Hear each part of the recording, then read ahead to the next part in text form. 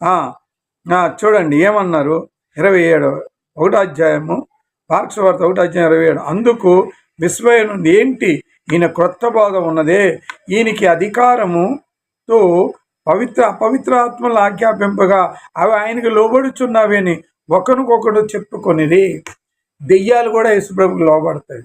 ఈ ప్రపంచంలో దెయ్యాలు ఎవరికీ లోబడవు. ఓకేనా?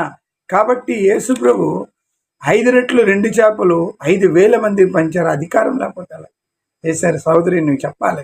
నువ్వు బైబిల్ ఎలాగా చదవలేదు, నీకు ఎలాగా మారు మనసు లేదు. కాబట్టి ఆయన ఏం చేశాడంటే 5,000 మందికి రొట్లు పంచాడండి. అంతేకాదు, సేనా పట్టిన ఒక 5,000 దెయ్యాలు పట్టిన వాడిని గద్దించగా అవి వదిలి వెళ్ళిపోయేవి అనమాట. అంతేకాదు, మరి మార్క్స్ వార్త 2వ అధ్యాయంలో ఆయన ఏంటంటే ఒక పక్షవాయువులు గలవాడిని బాగు చేశాడు.